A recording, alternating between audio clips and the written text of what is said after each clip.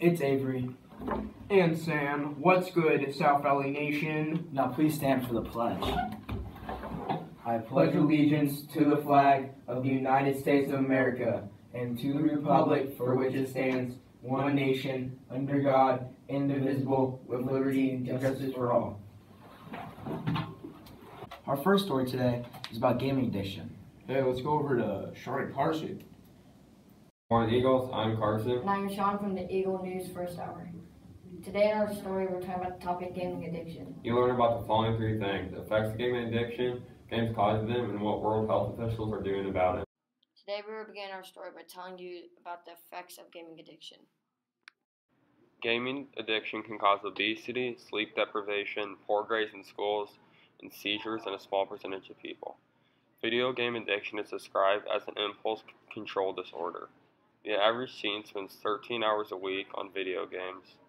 A study done by Tech Addiction found that games that are played most have in-game currency, making that player want more.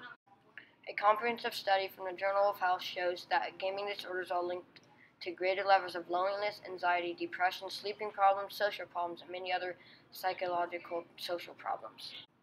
The World Health Organization put gaming disorder/addiction on its official list of mental health disorders. They decided to put it on this list because in certain regions of the world they had overwhelming evidence of people spending too much time on games. The top 5 countries that spent the most on video games were Japan, Korea, USA, United Kingdom, and Australia, as Japan being the biggest spenders at number 1. In conclusion, don't get too attracted to those games and spend some time outside. Thank you for watching this story on Eagle News. Back to you, anchors. Wow, it really looks like Fortnite is ruining people. Hey, Avery, let's go see what Brennan and Ashlyn have to say about Battle for the Paddle. Good morning, Eagles. I'm Brenna. And I'm Ashlyn from Eagle News First Hour. On our story for you guys today is about Battle for Paddle. You'll learn the following 3 things in our story. What is Battle for the Paddle and how many are there? What the upcoming Battle for Paddles are. And how do others see Battle for the Paddle? The first thing in our story that you're going to learn is what is Battle for the Paddle and how many are there. Battle for the Paddle is where our school goes against our rival, the Liberty Blue Jays, to see who wins the paddle. 8 sports total do Battle for the Paddle. Now let's go on to Ashlyn to see what she has to say about the upcoming Battle for the Paddles. The second thing we'll be talking about is the upcoming Battle for Paddles and when they are. On Friday, October 5th, there was a cross-country Battle for Paddle. On Thursday, the 11th, there was a football Battle for Paddle. On the 15th, the volleyball has Battle for Paddle. Hopefully we get all the paddles, and we hope you're at the games to support your school and your players. Let's go see how others view Battle for Paddle. We're here with Addie, and we're going to ask her some questions about Battle for the Paddle. What is Battle for the Paddle? It's a game where North plays against Liberty. Do you know anybody in sports? I know Ashlyn Welcome, Brenna Comfort, and then a couple football players. How many students do you think will be attending Battle for the Paddle? Maybe like half the school. We're here with Ethan, and we're going to ask him some questions about Battle for the Paddle. What is Battle for the Paddle? It's where Liberty North, or our school, goes against Liberty. Do you know anybody in sports? Ashlyn. How many students do you think will be attending Battle for the Paddle? Most of the school. To sum it all up, Battle for the Paddle is a pretty big thing with our schools. That's it from us today. Back to you, anchors. Wow, dude, that looks pretty sick. Yeah, it did. I'm feeling kind of spooky. Let's go learn some things about Halloween with Nathan and CADEN. Good morning, Eagles. I'm CADEN. And I'm Nathan from Eagle News First Hour. Our story for you today will be on the topic of Halloween. You learn about the following 3 things in our story: the history of Halloween, what countries do Halloween, and our favorite things about Halloween. Today we begin our story by telling you about the history of Halloween. Halloween is an annual holiday celebrated each year on October 31st. Halloween is on Wednesday, October 31st this year. But how did it start? Halloween originated from the ancient Celtic festival when people would light bonfires and wear costumes to ward off ghosts. It was originally named All Hallows Eve and then later to Halloween. Over time, it converted into a day of activities like trick-or-treating, carving pumpkins, and parties. The second thing that you should know is what countries celebrate Halloween. The countries that celebrate Halloween are Mexico and other Latin countries, the United States, Ireland, and Canada. But we all don't celebrate it in the same way. Mexico and other Latin countries consider Halloween as a Day of the Dead, which honors deceased loved ones and ancestors. The U.S., Ireland, and Canada traditions are trick-or-treating. The third thing you should know is favorite things about Halloween. We did some research and found some favorite things that people like about Halloween. Some people's favorite things about Halloween are the scenery and decorations, haunted houses, candy, parties, and trick-or-treating. Now we had some time to catch up with people to do interviews about their favorite things about Halloween. Let's head over now. Favorite thing about Halloween? I like to scare people. What's your favorite thing about Halloween? Beep. Spooky season. Hanging out with friends. Snickers Thing about Halloween? Hanging out with friends and getting candy. Favorite thing about Halloween? My favorite thing about Halloween is probably either scaring people or getting candy. About Halloween? My favorite thing about Halloween is getting pounds of candy. Favorite thing about Halloween? My favorite thing about Halloween is all the candy I get and being able to hang out with friends on a school night without getting in trouble. In conclusion, a lot of people enjoy Halloween. Now here's a short recap of our story. 1. History of Halloween. Halloween originated from the ancient Celtic festival. 2. What countries celebrate Halloween? Different countries celebrate them in different ways. 3. Favorite things about Halloween. Different people enjoy different things about Halloween. Thank you for watching our story on Halloween. Back to you, Anchors. That was pretty spookstitious. Did you know that you have a calcium-eating skeleton inside of you? Yeah, I thought so, but I think we should go to Me and Sam. Okay, so now I'm gonna go and find people and see what their worst experience at a restaurant was. Let's go.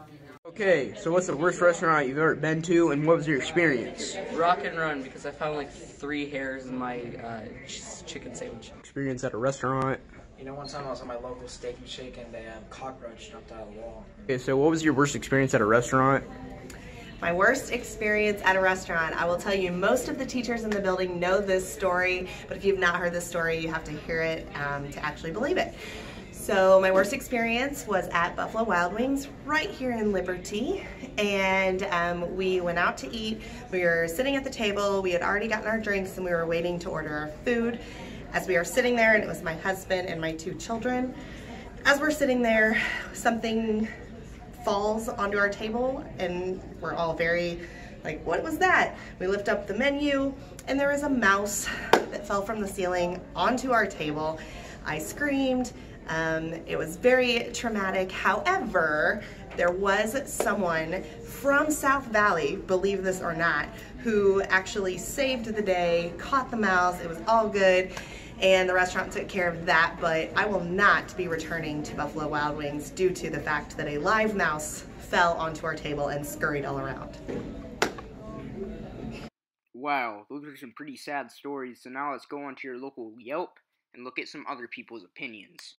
Okay, so next thing I did, I head over to your local Steak and Shake, and what can I see there? Well, the reviews are not nearly as good as Rock and Run, but all the bad experience that I saw in there were just from, bad service, but I did see some very insightful information about how they use real meat. So, we've looked at some bad, some decent, and some good restaurants and people's bad experiences at them, but we've yet to look at any truly horrible restaurants. And that's what brings us here, to what me and many would consider the worst restaurant of all time. Amy's Baking Company, a restaurant that was featured on Kitchen Nightmares, a show by Gordon Ramsay. Gordon Ramsay considered their food to be utterly atrocious, as well as their cooperation in getting their business ran back on track to being little to none, as well as them stealing from employees, causing Gordon Ramsay to walk out of what was his first ever business for him to fail, saving. But really, the only thing that I've taught you today is that you should stop eating and live off a strict diet of Soylent. Okay, now back to me. I don't think I'll be going to those restaurants anymore. Let's go to Mrs. Brown's restaurant. I've heard she's got some good chickens. Our next story is from Mara and Laura on Mrs. Brown's chickens. Good morning, Eagles. I'm Mara. And I'm Laura from the Eagle News First Hour. Our story for you today will be about Miss Brown's chickens. You will learn the following 3 things in our story: why she has them, their names, and what her favorite part about having chickens is.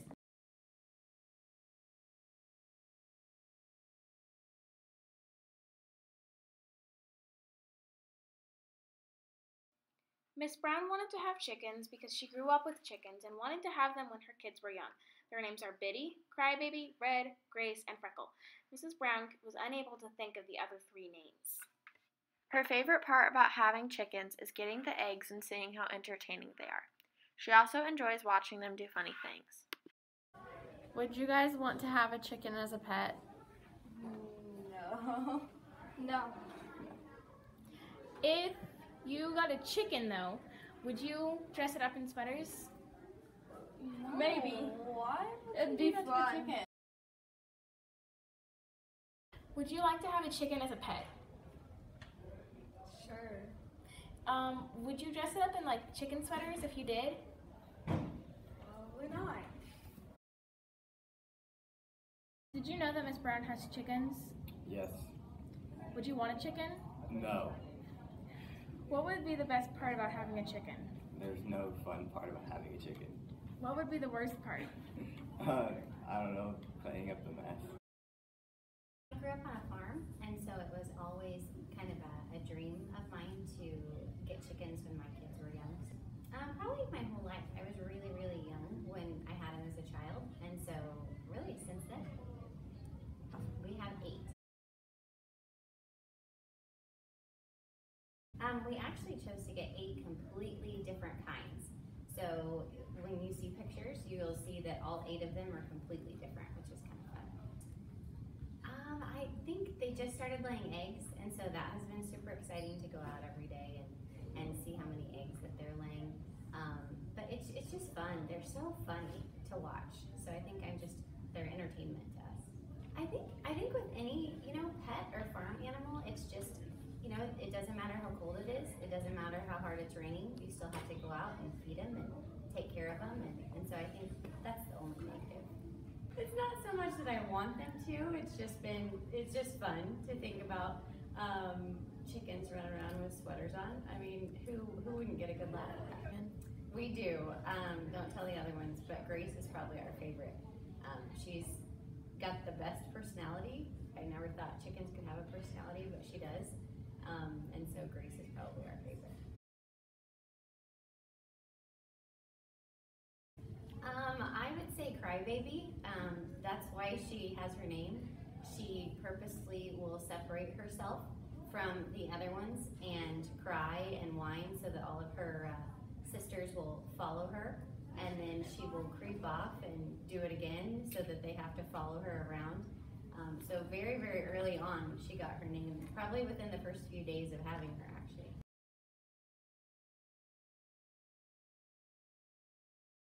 To sum up, Miss Brown wanted to have chickens because she grew up with them. Their names are Biddy, Crybaby, Red, Grace, and Freckle. She couldn't remember the last 3 names. And her favorite part about having chickens is how entertaining and funny they are. Back to you, Anchor. Wow, those are some cool chickens. Yeah, that's pretty sick. Yeah, me and Alex have something that can make you pretty sick. Let's go learn about it. Alright, so to start, we took a couple interviews of some teachers and students, and let's see what they have to say about vaping. What do you think about vaping? It's bad for you. What do you think about vaping? Excuse me. Well, I think vaping's a problem, obviously, because I know we've had a problem here at our school. My son graduated last year and my stepdaughter, and so I know it was something that was kind of big at the high school, and my EIP student talks about it as well. I think anything that you deal with that gets trendy like this, kids jump on the bandwagon. I think the thing I'm probably most worried about is a lot of kids don't understand exactly what it does to you. So obviously there's the health side effects that I worry about. Obviously I'm not in favor of it because you guys are young and you need to take care of your health, and I just think it's a problem, and a lot of people just jump on the bandwagon and follow each other. So those are my thoughts. Okay. What do you think about vaping? I think it's bad for you. It's not as bad as smoking, but it's still pretty bad for your lungs. And it's still really bad health. As you can tell, most of the teachers and students talked about how vaping can cause health problems and overall just isn't good for kids. Vaping is a big problem amongst teens right now and can affect your health a lot. One vape pod has approximately 5% nicotine in it, which is about 50 grams of nicotine. That is an extreme amount of nicotine that can cause a lot of health problems for a child. In conclusion, vaping is a better alternative from a cigarette, but is only made for adults trying to quit smoking. not for teens trying to have fun. Overall, vaping is bad for your health, but the e-liquid in it can affect your lungs. Let's go back to me. All right. I didn't notice how bad that was. Hey Sam, I wish I was a dog. I want to be a piece of toast. Well, I heard Adam and Domino have a story on who you want to be. Hi, I'm Domino. And I'm Adam. And we're from the Eagle News Network First Hour. Today we'll be talking about if you could be anybody, who would you be? We'll be discussing this topic, like why do you want to be them, who would you want to be, and like what do they do that makes you want to be them? Have you ever wanted to be somebody? I know I have. Let's head over to some other students to see who they want to be. Who would you want to be? I would want to be Mr. Willett because he gets to help out a lot of people and he has a bunch of friends and he's super cool, so I'd love to be him. I want to be Jason Tatum because he dunked on LeBron and LeBron's trash, so yeah. I want to be LeBron because he's better than Jason Tatum. Other famous people would like to be is Kim Kardashian. She is a business. She started her own business of beauty brands and other various perfumes. The second person that's famous that other people might want to be is Drake. He's a very successful rapper from the Canada, Toronto area.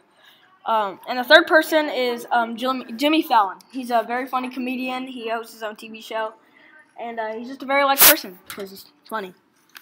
Now we'll be going over the most liked people in the States or whatever. First off, we have Oprah Winfrey. She is a very nice, caring person, and she hosts her own TV show and tends to give a lot of people free stuff. The next person is a very famous Fortnite player called Tfue. He entertains many people and makes a lot of people's days. Our third person is Bryce Harper.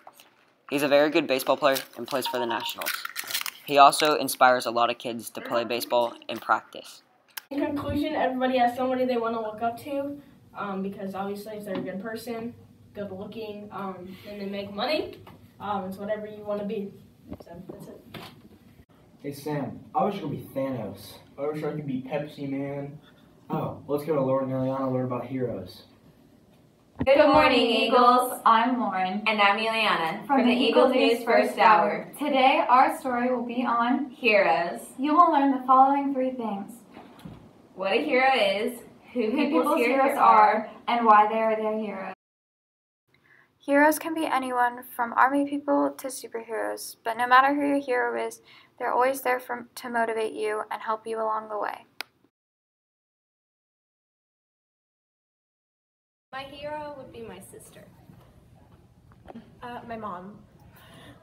My dad. My hero is my big brother because he's in the military and I'm planning on going into the military after I grow up. My dad. My hero is my dad because he always pushes me to get harder, play harder in softball. My hero is my mom because she's always there for me and she always cares about me. My hero is my mom. My hero is my mom too. Superman. My hero is my parents because they're always pushing me to do harder. I'd say my parents. I'd say my dad, my coach. Eric Hinkle. Mackenzie Mills. CADEN Dursa. My hero is Mr. Coach French.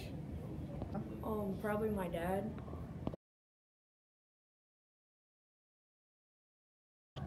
He just teaches me how to do good things in life, I guess.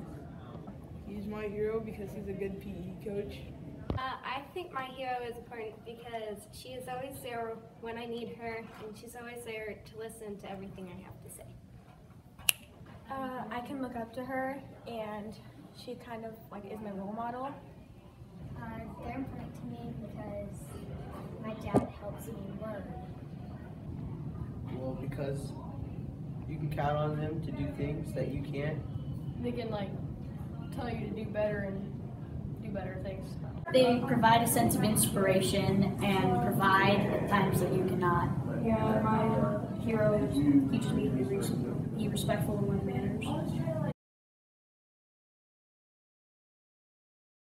My hero growing up. My hero growing up was my dad, mainly because he worked 2 jobs just so I could afford to play sports and things like that, and made sure we always had a good time as a family. I would say my hero is my parents, probably particularly my mother. She was kind of a tough bird, and I was kind of a tough kid. So she definitely stuck by me and challenged me and made me better. So it'd be my mom. I would have to say one of my heroes is Rachel Hollis. She is a famous author. She wrote a self-motivating book called Girl Wash Your Face, and it was pretty life-changing. My hero would probably be my dad.